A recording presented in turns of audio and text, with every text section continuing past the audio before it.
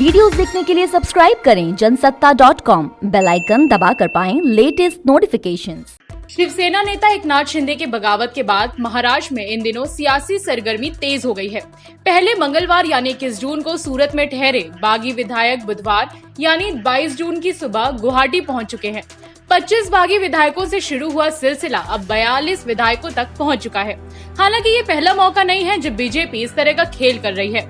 पिछले 6 सालों में 7 राज्यों में बीजेपी ऑपरेशन लोटस चला चुकी है, जिसमें 4 बार सत्ता पर काबिज होने में कामयाब रही तो वहीं 3 बार फेल हो गई। तो आइए जानते हैं इस रिपोर्ट में कहां-कहां चला ऑपरेशन लोटस।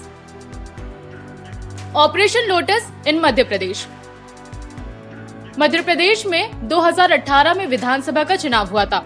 यहाँ कुल विधानसभा की सीट 230 है। कांग्रेस ने 114 सीटों पर जीत दर्ज की। इस बहुमत आंकड़ा यानी 116 सीट किसी भी पार्टी को नहीं मिला। ऐसे में कांग्रेस पार्टी ने निर्दलीय और बीएसपी के साथ मिलकर सरकार बना ली। एक तरफ सरकार के पास मजबूत संख्या बल नहीं था, तो दूसरी तरफ कांग्रेस नेता ज्योतिरादित्य सिंधिया पार्टी में हो रही अनदेखी को लेकर परेशान थे। इसे देखते हुए बीजेपी ने ऑपरेशन लोटस चलाया और इसकी कमान नरोत्तम मिश्रा के हाथों में सौंपी। इसका नतीजा ये हुआ कि कांग्रेस की सरकार गिर गई और बीजेपी फिर से सत्ता पर काबिज हो गई। Operation lotus in Rajasthan. Rajasthan विधानसभा में कुल 200 विधानसभा की सीटें हैं और यहाँ सरकार बनाने के लिए किसी भी पार्टी को 101 सीटों की जरूरत होती है। साल 2018 के विधानसभा चुनाव में कांग्रेस ने 100 सीटें जीतकर मुश्किल से बहुमत आंकड़ा छुआ था। बसपा और निर्दलियों को कांग्रेस के पाले में कर सीएम अशोक गहलोत ने अपनी कुर्सी मजबूत करने की कोशिश की। वहीं विधानसभा में कांग्रेस का चेहरा रहे सचिन पायलट सीएम बनने के लिए अपनी कोशिशें जारी रखी। इसी बीच इन दोनों नेताओं में विवाद का मामला मीडिया में आने लगा। ऐसे में बीजेपी ने ऑपरेशन लोटस राजस्थान में लॉन्च किया और बीजेपी के नेताओं ने सचिन पायलट की नाराजगी को भांप उनसे संपर्क किया। 11 जुलाई 2020 सचिन पायलट ने गहलोत के खिलाफ मोर्चा खोल दिया और कांग्रेस के 18 विधायकों के साथ गुरुग्राम के एक होटल में पहुंच गए। प्रियंका गांधी ने बचाई थी सरकार। अशोक गहलोत भी अपनी कुर्सी बचाने के लिए एक्टिव हो गए। सबसे पहले उन्होंने अपने पाले वाले विधायकों को एक होटल में रखा। इसके बाद प्रियंका गांधी वाड्रा ने सचिन पायलट से 10 अगस्त 2020 को बातचीत कर उन्हें मना लिया। यहाँ पर गहलोत भारी पड़ गए। बीजेपी की कांग्रेस विधायकों को तोड़ने की स्ट्रैटेजी विफल हो गई। ऑपरेशन लोटस इन कर्नाटका। कर्नाटक में कुल विधानसभा की सीट 225 है। बहुमत के लिए 113 सीटों की जरूरत होती है। साल 2017 के कर्नाटक विधानसभा चुनाव में बीजेपी ने 104 सीटों के साथ सबसे बड़ी पार्टी बनकर उभरी थी। बीजेपी नेता बीएस येदियुरप्पा ने सीएम पद की शपथ भी ले ली थी, लेकिन फ्लोर टेस्ट पास नहीं कर पाए और सरकार गिर गई। इसके बाद कांग्रेस के 80 और जेडीएस के 37 विधायकों ने मिलकर सरकार बना ली। 2 साल भी पूरे नहीं हुए थे कि पॉलिटिकल क्राइसिस शुरू हो गई।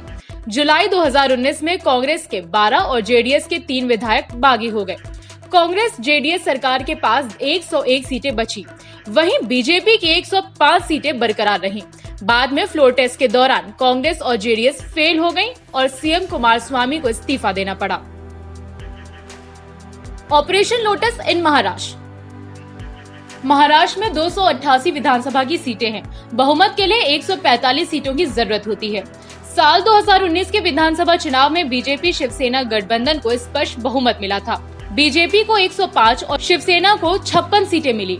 वहीं एनसीपी को 54 और कांग्रेस को 44 सीटों पर जीत मिली। सीएम पद को लेकर बीजेपी और शिवसेना अलग हो गयी। इसके बाद शिवसेना ने एनसीपी और कांग्रेस से हाथ मिलाकर सरकार बनाने की घोषणा करी, लेकिन इसके एक दिन बाद 23 नवंबर 2019 को ही सीएम के रूप में देवेंद्र फडणवीस ने शपथ ली थी। उनके साथ अजित पवार ने भी डिप्टी सीएम पद की शपथ ली। एनसीपी प्रमुख शरद पवार ने पार्टी के विधायकों को अजित के साथ जाने से रोक लिया। 72 घंटे चले ड्रामे के बाद बीजेपी फ्लोर टेस्ट हार गई। ऑपरेशन लोटस इन गोवा। गोवा में विधानसभा की कुल सीटें 40 हैं। यहाँ बहुमत के लिए 21 सीटों की जरूरत होती है। फरवरी 2017 के गोवा विधानसभा चुनाव में किसी पार्टी को पूर्ण बहुमत नहीं मिली, लेकिन कांग्रेस 17 सीटों के साथ सबसे बड़ी पार्टी बनकर उभरी। सत्ता की चाबी छोटे दलों और निर्दलियों के हाथ में थी, लेकिन मनोहर पार्रिकर ने 21 विधायकों के समर्थन की बात कहते हुए सरकार बनाने का दावा पेश कर दिया। ऑपरेशन लोटस इन अरुणाचल प्रदेश। अरुणाचल प्रदेश में विधानसभा की कुल सीटें 60 हैं। यहाँ बहुत के लिए 31 सीटों की जरूरत पड़ती है। 2014 चुनाव के बाद अरुणाचल प्रदेश में कांग्रेस ने पूर्ण बहुमत सरकार बनाई, लेकिन कुछ समय बाद ही कांग्रेस के नेताओं के बीच रंजिश खुलकर सामने आने लगी। आखिरकार 16 सितंबर 2016 को कांग्रेस पार्टी के मुख्यमंत्री पेमा खांडू और 42 विधायक पार्टी छोड़कर peoples party of Arunachal Pradesh में शामिल हो गए। पीपीए ने बीजेपी के साथ मिलकर सरकार बना ली। इसके अलावा साल 2016 में उत्तराखंड में भी सरकार बदलने की कोशिश की थी, लेकिन सत्ता बदलने में कामयाब नहीं रहे। तो ये थी महाराष्ट्र में हो रहे राजनीतिक उठापलट पर हमारी रिपोर्ट। आपकी रिपोर्ट कैसी लगी कमेंट बॉक्स में बताइए। साथ ही पूरे मामले पर आप क्या कुछ कहना चाहते हैं कमेंट सेक्शन पर लिखिए। बाकी देश दुनिया से जुड़ी खबरों के लिए बने रहिए जनसत्ता के साथ। धन्यवाद।